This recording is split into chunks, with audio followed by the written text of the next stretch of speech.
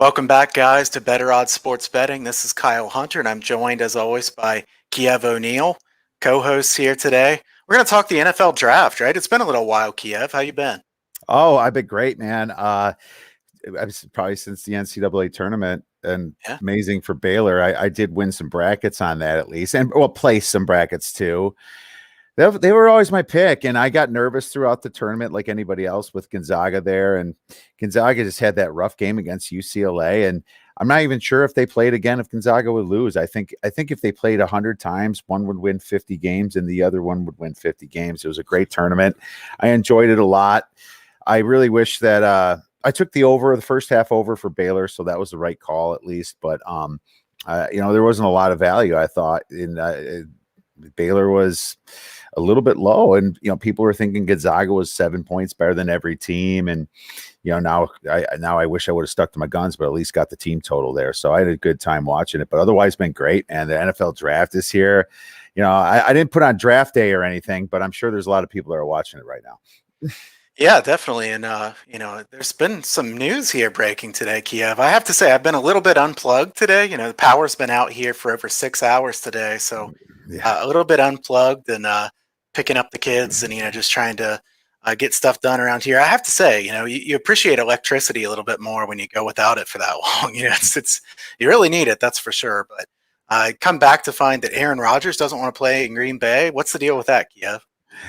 Well, I'm not exactly a Packers insider, but I do I do get the notifications when Schefter and Ian Rappaport tweet, because it's good for sports betting, obviously.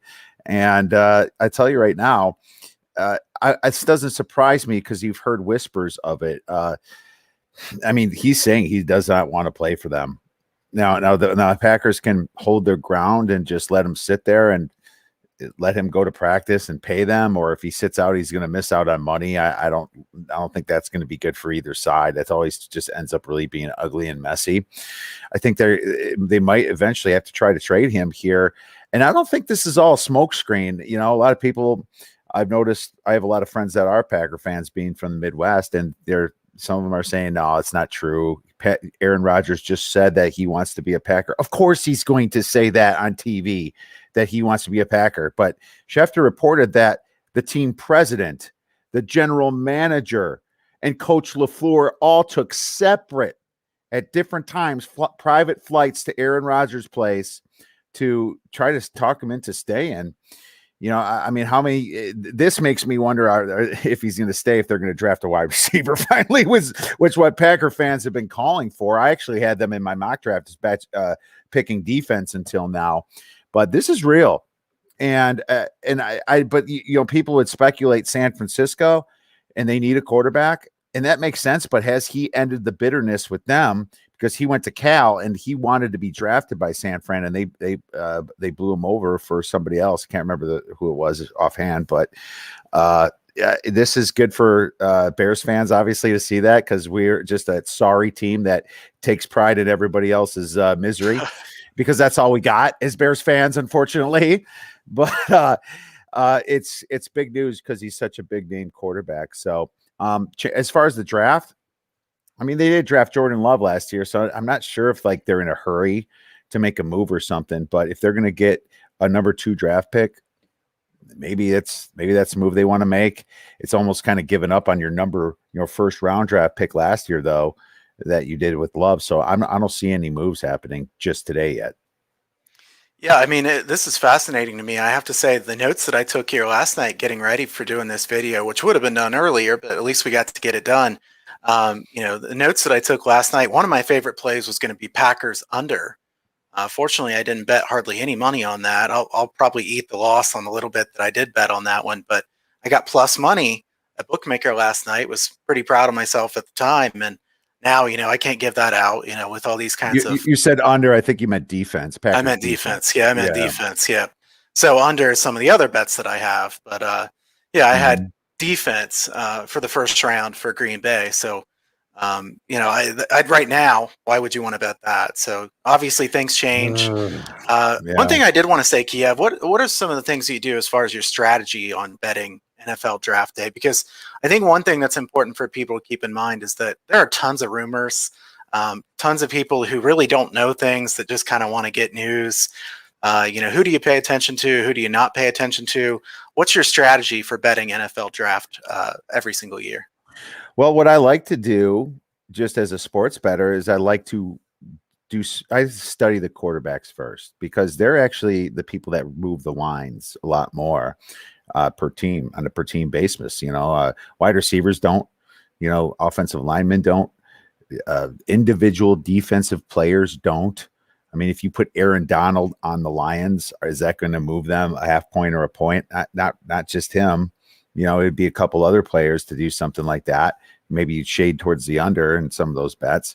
But quarterbacks are the most important. So I do my quarterback rankings where I study what they did. I look at what they did in the pro day. We didn't have a combine this year. I also look what they did under pressure situations. I look at the competition that they have, and the competition took BYU's Wilson from second to third. They had the 104th ranked schedule. I have Justin Fields as number 2. He's completed the most passes out of any of these quarterbacks, 30 plus yards, the most passes. Plus, he's graded pretty well in the combine. 4.4440 speed tells me that he's the guy. And now I don't care about history. Ohio State quarterbacks, Alabama quarterbacks don't make it. Well, this is a changing league now, and quarterbacks are more prone to run the ball and get down when they're running the ball. Fields can do that. So I have him second. But, at the same time, Trey Lance, I only have him 7th personally. And I think that you have to look at the way he played for North Dakota State was fantastic, but their quarterback this year is doing just as good. It's North Dakota State. They're the Alabama, the FCS, yet they're not even FBS. There's no way I could trust Trey Lance to be a 3rd or 4th quarterback here. I don't care what skill sets you have. I mean, this has happened before. You've seen the people like the Bears draft Ryan Pace. Think he's going to be something great. Carson Wentz, he was good for a little while, but he was stacked on that Eagles team. Now the Eagles gave up on him, So I think there's a big difference between what these mock draft guys are saying and what should really happen in people's minds. In saying that doesn't mean that Trey Lance is not going to get picked up, because what your idea is not what the GM does. I do my mock draft based on what I think teams need, which helps me prep for them. It's not just prepping for the draft. It helps me prep for them. And then I kind of look at what the other mocks are saying and some of the inside information. Pro Football Talk, Mike Florio, I listen to him every day, at least 2 weeks before the draft. He has a great podcast there with Chris, and they have a lot of guys that they're connected to in the NFL. And guys like Ross Tucker, there's guys that are actually connected within the in crowds there. So that's important to find out some of that information, but not even they know what the Niners are going to do, for example. And for me, the Niners have been really weird. They're releasing information that they don't have to release. You would think that they know who they're going to get being number 3 already. Why is there still speculation? Why are they starting to say, leaking information that they're interested in Lance a little bit too? That you don't make that big a trade unless you know. There's some real big speculation, and we might get into this later, that maybe it's Kyle Pitts or something like that. But in my opinion, and there's another ex-pro football player that coaches with me on our son's baseball league. He thinks it'd be smart for the Niners to get Kyle Pitts, just because why would you postpone something and working on a quarterback when you're ready to win now? It doesn't make any sense to me. Kyle Pitts is 50-1 to be picked in that. I'm not saying to play it, but I'm saying that's interesting to me. So to answer your question, those are some of the things I like to do to prep, but I also have to look at what these GMs will do, because some are very untrustable, like Steve Keim, like Ryan Pace, like Gettleman.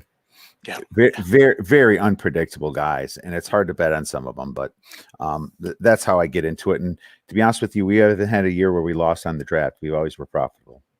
Yeah, I think that's a good point to say too, that not every GM is very predictable. So if you want to lay juice with someone, you don't want one of these unpredictable general managers. That's where you want to take the plus 500 and take a chance. Having said that, I will say one of my strategies in the NFL draft is it is okay to lay the juice sometimes.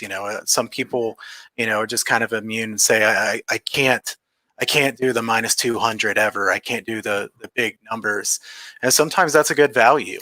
And if it really seems like a sure thing, and it's 3 or 4 to 1, sometimes it's still a good bet. So I wouldn't do that in Major League Baseball. I wouldn't do that in college football, college basketball, but this is different. So I think that's important. And one of the guys that I think is pretty connected that does a really good job every year too is Daniel Jeremiah, NFL Network guy who's Mhm. really done really good with his mock draft. So I pay more attention to his stuff than a lot of other guys. And like I said, you got to remember that these odds swing on every rumor on draft day. So, we want to be careful of reading too much into it. I kind of followed a little bit here today, was watching the odds change for that third pick. Doesn't it kind of feel like Kiev that we just, the first two picks, we kind of know what's going to happen, right? And especially Mhm. the first pick. And Yeah. then it starts with the third pick. So it's going to get fun starting at pick number 3. So, It how do you will. want to do this? Do you want to talk about maybe a couple of the draft numbers? Let's say uh, Jamar Chase, Kyle Pitts. You even hinted that he could get picked third. I see some of the odds out there for who will get picked first. Will it be Pitts or Chase? And I see Pitts is minus 750 on Bookmaker now. I'm sure it wasn't nearly that before. So um, everybody's thinking that Pitts isn't going to slide very far here today. I think it makes sense. He's a really impressive talent, a guy that's not going to come around too often, I don't think, here in the NFL. So, as far as the players drafted highly, in the top 6 or 8, do you have any strong positions, Kiev, as far as over unders? Um, yeah. Well, first of all, for Pitts, Atlanta. Here's the two sides here. Is Atlanta going to draft Pitts? Well, that's great.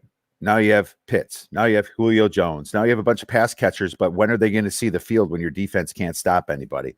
And that's a point I like to make on a lot of these teams. They're just going to turn into the Houston Texans, or turn into the Raiders. All this offensive power, but they don't see the field because everybody's scoring against them all the time, or everybody's running the ball down their throat, controlling the time of possession, which I think is way more important than one star. Controlling the flow of the game is much more impactful than drafting one star in your league minus the quarterback, maybe. So that's what I always like to say. So in my opinion, Atlanta should trade back and get some defense because they still can get one of the 4 top guys. I'm also hearing that they're going to trade Julio Jones possibly after the cap switches on June 1st. They get a $15 million cap savings by trading him after June 1st from what I'm hearing from Mike Florio. So I think that Jamar Chase goes over 5.5. And I know you're a Bengals fan.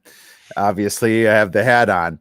But here's the thing. This is just my whole opinion on what the heck the Bengals should do. It's the same deal that they are in, with some of the other teams here, like Atlanta. They need to improve their defense. They need to get Joe Burrow on the field. He was great when he was on the field, but he had to do everything, and they overworked him. And now he tore his ACL because A, he was overworked, and B, he was getting hit a lot. His offensive line's not there. And I'd rather draft a defense and trade down or an offensive line and try to keep him on the field a little bit more, maybe establish a running game yourself so you control the time of possession. Here's the thing. Over 5.5 is good because, in my opinion, it would be so bad to already bloat on John Ross. And then all of a sudden you draft T. Higgins at number 33 last year. And then now you're going for a receiver again after you have a franchise quarterback that's going to be running for his life. That's downright embarrassing to draft Chase. I don't care if they played together. That's college. That's a much different league than the NFL. Maybe Jamar Chase was really good in the SEC under Joe Brady and their great, offensive minds over there. But it's different here now. Maybe he's just going to be as good as like a Waddle or possibly somebody else. I say protect him. So I'm taking over 5.5.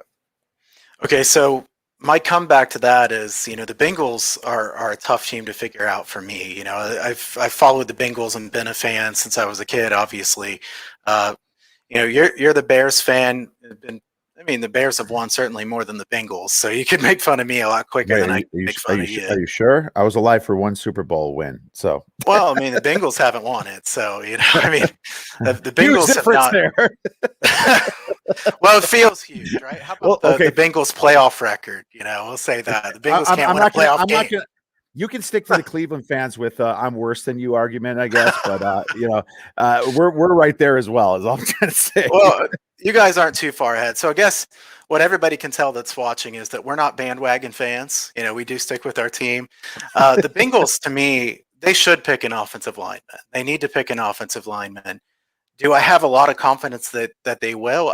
I don't have a ton of confidence here. So I don't love this because I'm afraid of this one. I really am. I feel like the Bengals have messed up so many times before. I don't trust them to do the right thing here. I've heard a lot of people say that Sewell from Oregon is one of the best offensive linemen, especially tackles that they've seen in many years. And I mean, if you think about Burrow, to me, Burrow looked amazing last year. As far as what he had around him in the offensive line, he looks like he could really be a tremendous quarterback in the NFL. So you have to protect him. I totally agree with what you said. It's not that I disagree with what you said at all. I'm just worried that the Bengals might not do what is right for them. I've seen him mess it up so many times. So That's how I I feel. think that they should pick an offensive lineman. I see the price on Chase right now over under 5.5 at bookmaker plus 194 over. So pretty Yeah. good plus price if you like over in that one, almost 2 to 1. So Well, these books also don't know. right. And they look at the correlation between Joe Brady and Chase, which is a massive correlation, but you still drafted T. Higgins. You're still not improving your line. You're still not improving your defense. You know, people think that Brady's going to go to the GM office and bang his fist to draft someone. If that would work, then the Packers would have drafted Aaron Rodgers, a wide receiver, and they interviewed Patrick Mahomes and asked him, and he's probably out of any live quarterback besides Brady should have the most say on who a team's going to draft. He says, if approached, I say I'll give you my opinion. They don't step over their bounds there and tell GMs what to do. So I like the over 5.5 also because there's a chance that Atlanta can trade out of that, and we'll be smart to do that. That's what I'm hoping. Because here, let's face it, Matt Ryan he's 35. I mean, Brady's what, 43, 44 this year? You quarterbacks can now play till they're 40. So why would you draft someone to sit on the bench at that spot? So I think Atlanta might trade back. They might get a nice package to do it. And they did put out some feelers earlier where they're okay with maybe drafting a Devontae Smith at spot 10 for the Cowboys. The Cowboys were talking about, Pitts. But let's say they trade back and somebody drafts a quarterback there. Maybe it's New England. Maybe it's Washington. Maybe it's Detroit even moving from 7. Then you have Kyle Pitts there, which the Bengals might pick Pitts. They might pick Pitts, which pushes your Jamar Chase over 5.5 anyway. So at the plus money, it makes sense to me. If it was minus 110 a piece, I wouldn't have done it. Okay, yeah, that makes sense. I mean, plus 194 is a pretty big plus price. And to be honest, I'm definitely rooting for you here on this one. I'm not going to bet this one myself, but I'm rooting for you because I hope the Bengals do what's right here in this spot. Well, good stuff. And I actually gave out Lance at third pick for the Niners at plus 240, and I also gave out Fields at plus 450. It's really interesting that switched to Lance now, so the odds are more in my favor. I still don't have enough meat on the bone to hedge back and grab Mac Jones plus 130 here, but I might later in the day. So I thought that was really interesting, but we can move on. No, that's an interesting one, and that's 2 good prices to have. Certainly, hopefully you get one of those. I think the way things are looking right now, you maybe just be better off to hold with that unless the price gets way better, like you said. Hey, Glenn, thanks for tuning in. Glenn's been a viewer here for quite a while. Glenn? We certainly appreciate that. So if anybody has any questions or wants to put their bets or thoughts in the chat, certainly go ahead and do that. We'll talk about whatever you want to talk about here.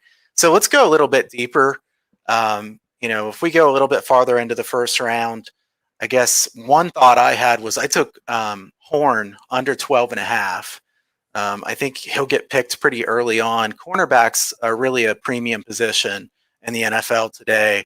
I think that it's hard for a really talented cornerback who looks like they project to be a very good player in the NFL to get very deep into it without somebody trading up or trying to grab that player.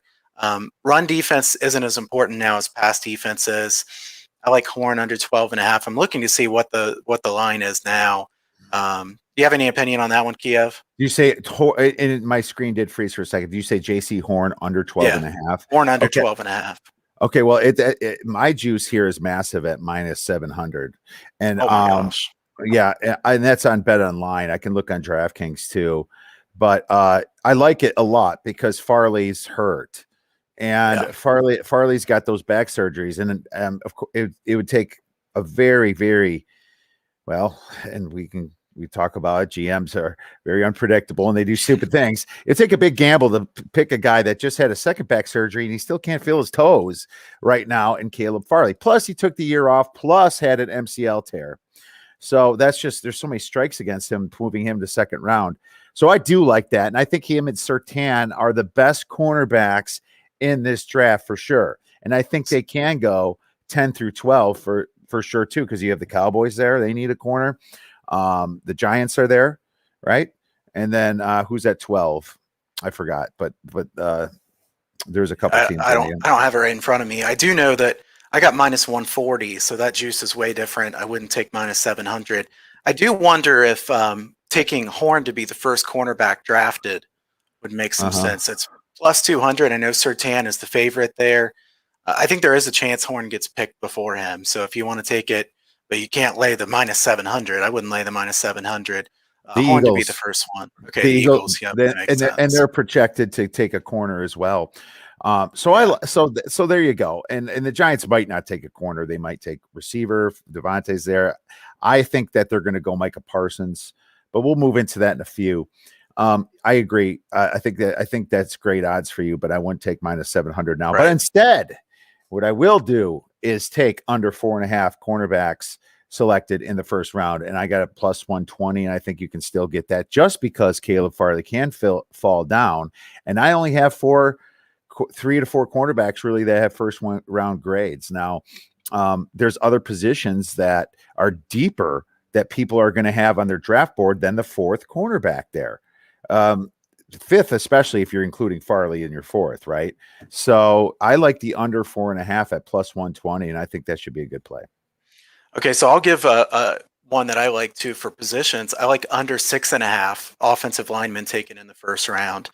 I know offensive linemen are really important, and some of them are going to get picked pretty high in this draft. But if you look down through there for premium offensive linemen, you kind of feel like, what I look down through these, I think that, Sewell, Slater, Vera Tucker, Darrisaw, who are the 5th and 6th guys that are sure things to be in the first round? I think under 6.5 minus 110 is a good play here.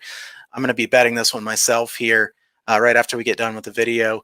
I don't know if I can do better than minus 110 or not. Minus 110 is what I see here currently, but I think that's a good play. You have any thought on that one, Kiev?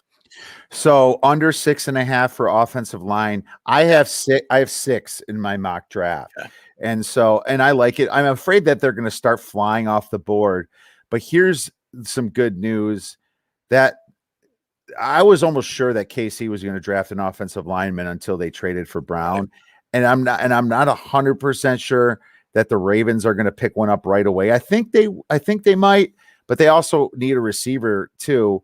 So I think that helps it out a little bit. I'm just sorry, I'm pulling up my offensive line grades. I think Leatherwood's going to be an interesting one there. And a lot of people have him at 6. Wyatt Davis from Ohio State and Jalen Mayfield are kind of lurking there from Michigan. But there's only according to this CBS mock draft I'm looking at too. I'm looking at my rankings. I have 6 in the first round. And CBS has 5 graded first round. The next one's 41 with Alex Leatherwood and Bama. I actually have Alex Leatherwood in the first round. I like Penny Sewell's number 1. Rashawn Slater, I think he's a number 2. I like how he blocked Chase Young a couple years back. And Vera Tucker's good and Dara Shaw. I actually think Tevin Jenkins is just as good as any of them from Oklahoma State. So I like Tevin Jenkins, but I agree with your pick, Kyle. Okay. So I like your play too with the cornerbacks. I do think there'll be quite a few cornerbacks taken in the second round here, but your play was in the first round. Um, one other I'll say, and here's one that's laying juice. So I know that some people are going to be thinking, "Wow, what's he doing here?" Micah Parsons to be the first linebacker taken -400. Don't bet a lot on this because I don't want to bet a ton of money on a -400.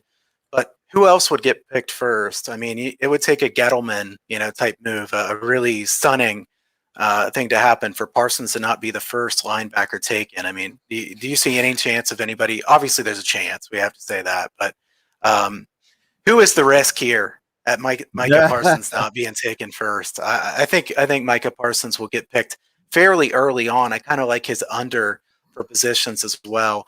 I think he has a lot of potential here in the NFL. I know there's been some questions about his off the field issues, and a lot of times in the past we've seen those guys still get picked pretty highly.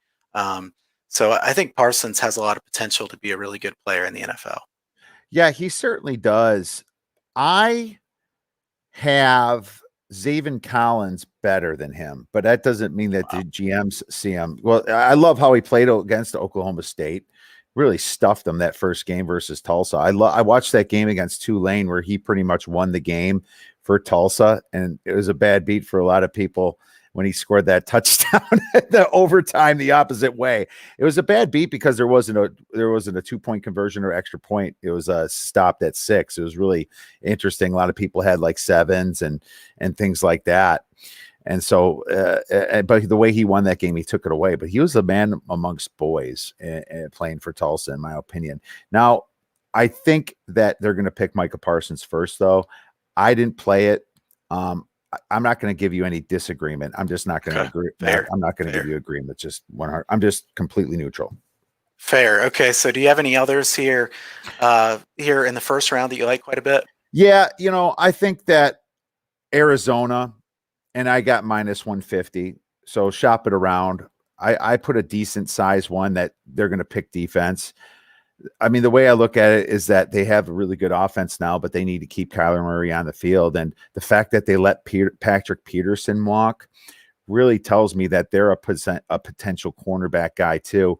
Now they need a linebacker too, so they can go linebacker, but it's going to be one of those two, I think, in my opinion. Or I wrote that they need defensive line the most because they got run on like by the Rams. The Rams just controlled the time of possession both of their games, and they couldn't get Kyler Murray on the field. So if I was Steve Keim, I would go defensive line, but they also have a hole at cornerback with Patrick Peterson. And if they draft another, offensive player, it just doesn't make sense to me there. I mean, they already have, good running backs there. And I know they let Drake walk, but what's his name? The backup is really good. Yeah. They have the quick backup that's a kind of change of pace. So I think Arizona will pick a defensive lineman more than likely there in that first pick. -170 the odds currently on Bet Online, Bookmaker -185. That's a pretty big difference there too. It's really important to shop around for these. So, and I forgot to mention, of course, they have DeAndre Hopkins, but they picked up AJ Green. So, right. I mean, Christian Kirk, they already drafted him high. So there's your offense there. Could they get cute and get a lineman? Maybe. But I think there's value there. And Chase Edmonds was who I was trying to say. And they signed James Conner. They also signed James Conner from the Steelers. So that covers your offense. I think there's a lot of value at that -150. Yeah, that makes you question, might the Steelers, I'm getting a little deeper on, might the Steelers be looking for running back here? Because the Steelers are pretty thin at that position now, and usually a team that likes to run.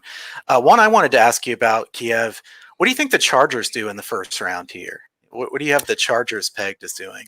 All right. Well, the Chargers, I have to dig into my mock here. So go ahead. The Chargers should take an offensive lineman based on what they've had in the past. And, with Herbert, they have a really good quarterback. They need to be able to protect him. It's not unlike the Burrow situation in Cincinnati.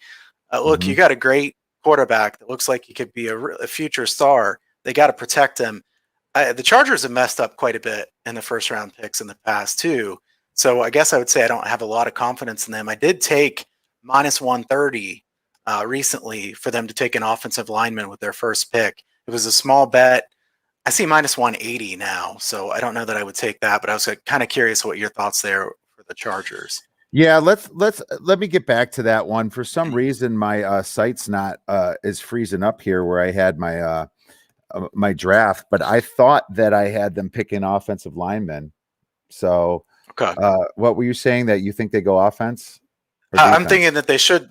Well, they should be offense, but offense is minus 275. Instead of Yeah. doing that, I took offensive linemen to be their first pick at minus 130. Okay, I Now it's up found to it. So minus 180. Now, I don't know that I love minus 180, so shop around, see if you get a better number than that. The Chargers should pick an offensive lineman here. Rashawn Slater is who I have. So Okay, yeah, it makes sense. I totally agree with you there. Sorry it took so long here. Kind of a little hiccup here in my computer, but yeah, no, I love Slater is good, and like I said, he's in my top 5. You can shift him around however you want, but I like that one. I'm going to give out another one too here, Kyle, and I think the Giants are going to go with Parsons. I think that, and I know they're going to be tempted to get a wide receiver, but they just picked up Galladay. They just paid money for that. Paying money for him and then doing that. I just think they're going to go defense. It makes a little bit more sense here. So I could see them going in an edge rusher or Micah Parsons, and I got that at roughly even money. So you can shop that around yourself a little bit. I'll see what the updated odds on that are. Plus 120 even. Yeah. So plus 120 for defense. I'll give that one out, but smaller than the Arizona play. I think that maybe a half unit to a unit's fine on that. Okay, that's fair. Yeah, I also took myself Saints to take a defensive player at minus 150. Now, I know there's been some rumors around the Saints today and then maybe trading up. This is not a big bet for me, so I don't know. Do you have any opinion on the Saints as to whether they would take defense or offense? They lost a lot free agency wise on defense.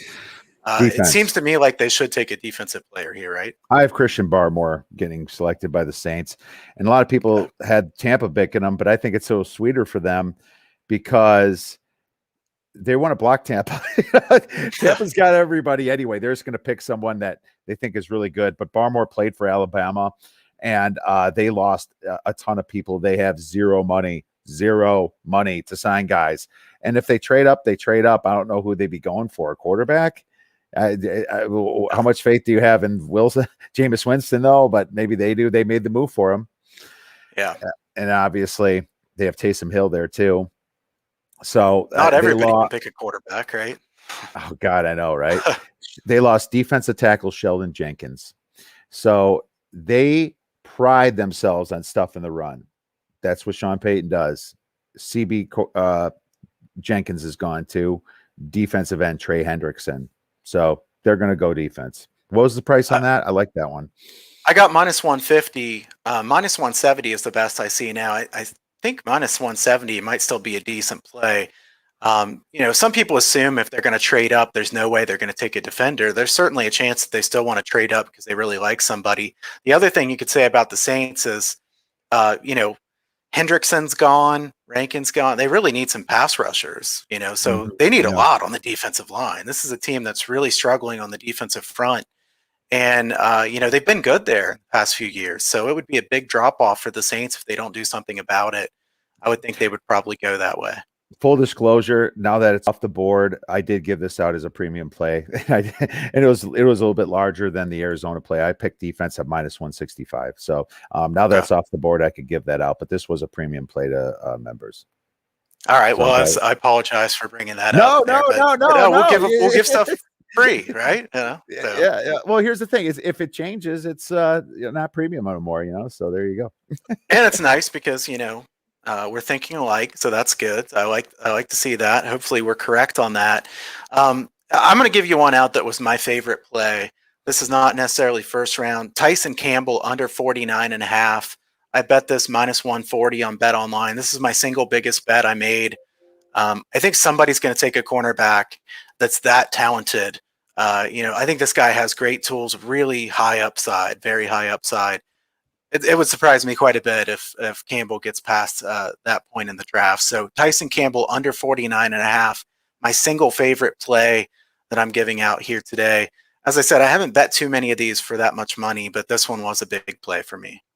So that's at -200, and I still really like that Okay. price.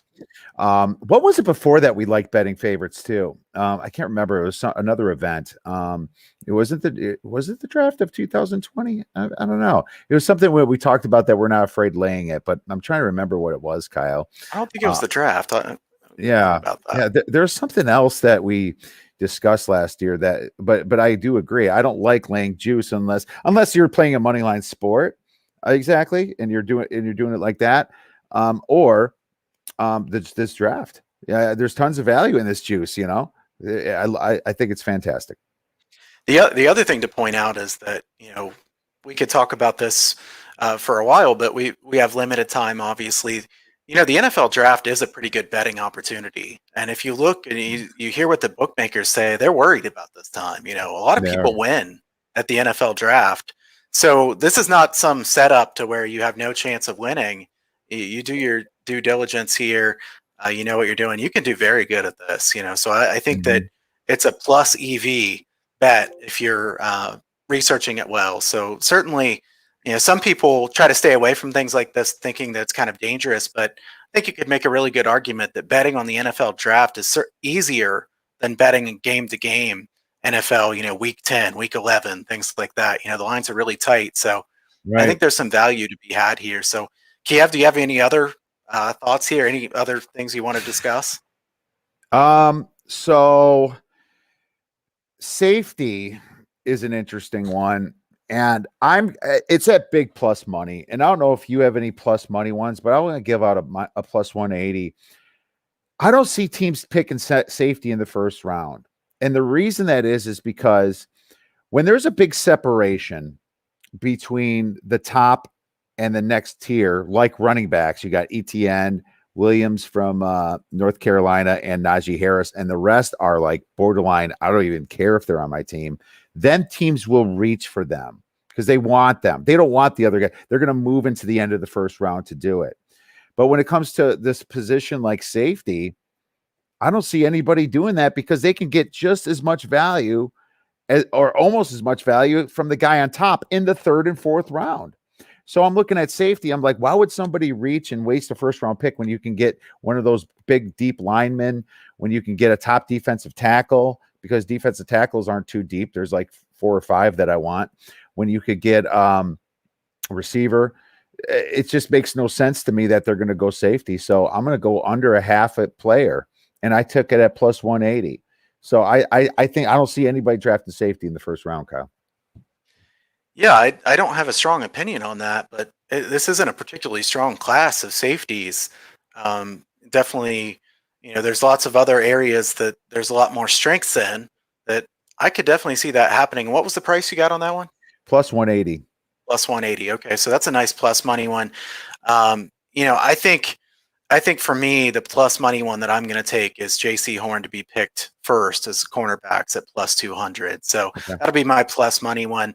I think that one should be more of a 50-50 price, and it's plus 200. So obviously, Sertan could be picked first, and I know that, but I'll take Horn. Like I said, Campbell to be picked under 49.5 is my biggest bet. I think you can get better than minus 200 some places, especially if you have DraftKings, FanDuel, places like that. But minus 200, I think, is still a decent play there for him. And as far as other things, I'm looking forward to this, to seeing, how many trades happen. I know there are props on that. Do you have any opinion? If you made any bets on anything like that, Kiev? No, I don't Those are more like. fun. Yeah. I mean, that would be if you're going to get cute. I mean, that I guess do a small personal play on something. I would say the hype is bigger than what's going to happen. They say they call for chaos, but here's the problem: after the first 5 picks, there's going to be more teams that are looking to trade down than there are to trade up. Because why I didn't get to scout these players. COVID happened. There's nobody on top, like tight ends. There's, just like I said before, Pitts and nobody else, right? I'm not sure about some of these guys. Some of these guys sat out last year. Do I like that? I don't know. So if I'm a team, I want to trade down and get more picks for 2022 or more picks this year because I can't see a big difference between a lot of them.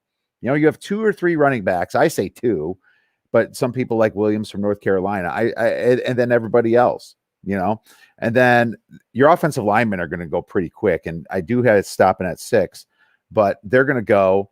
And then you're kind of like, if you're a team, I mean, why not trade in the second round if you're not so sure about it? Just like the safety, you know, they have Mooring, Trayvon Mooring from TCU.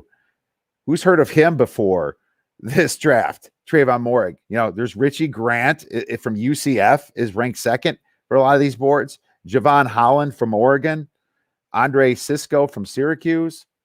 These are your safeties, you know, so I think that there's not going to be as many trades as people think. So maybe take an under prop on it. I haven't done it myself yet, but it's just something to think about.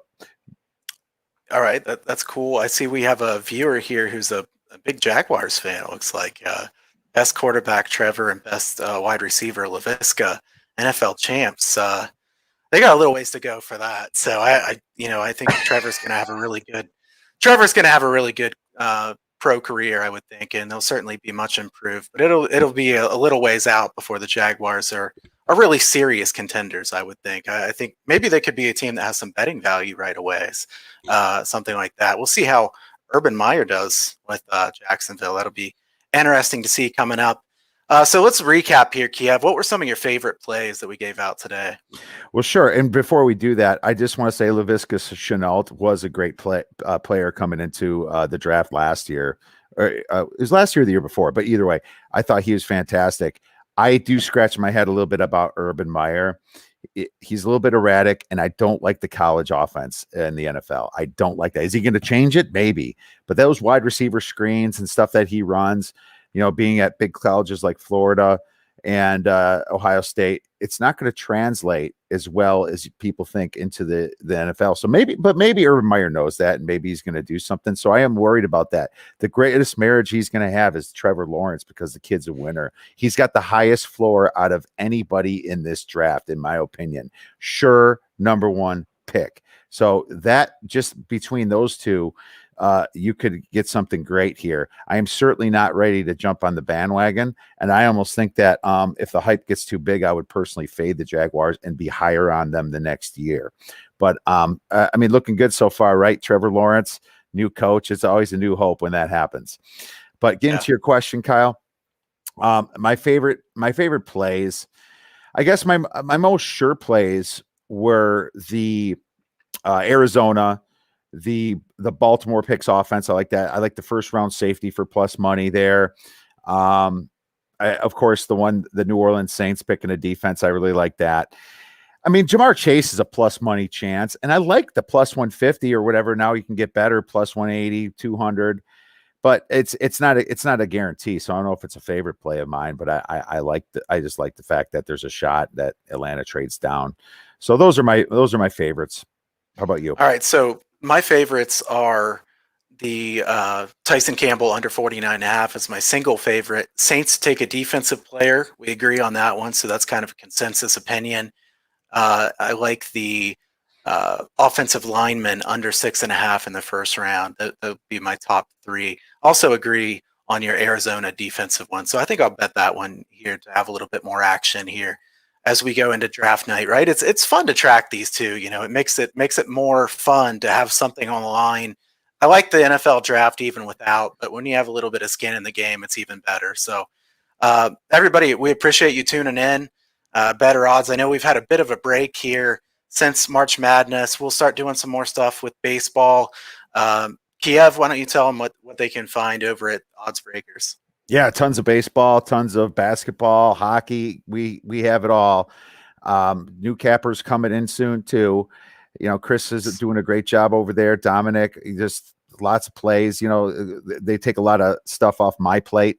I'm preparing for the Kentucky Derby this week, and we're going to have some plays for our premium customers for the Derby, and we'll do a free combination as well as a free play for the Kentucky Derby. I love the Kentucky Derby. I'll be sitting poolside with a mint julep, Kyle, this weekend watching the Derby. It might get a little bit warm though, 90 degrees or so. So maybe I'll have to be in the pool, but we'll see what happens. All right, and you can check out my stuff at huntersportspicks.com. Good start to the baseball season for me. 3-0 night there last night. Long season. Baseball's a heck of a grind. No grind like Major League Baseball season. So long season ahead, but you can check out my premium packages there. Sign up for the free picks also at huntersportspicks.com. Also, follow us at Better Odds SB, I believe is what the Twitter handle is. We'll be putting out some stuff free there. I'll do some free plays from that account. We'll be doing some stuff to promote that a little bit more as we go forward. A little bit of a break for us after basketball ended, but we'll be picking things up again here. We'll do some of these videos, whether it be both of us or whether it be just one of us doing a video, or maybe we'll have somebody else on with one of us or something. But stay tuned. We'll have some more coming up soon. So everybody enjoy the NFL draft, and we'll see you next time. Thanks, everyone.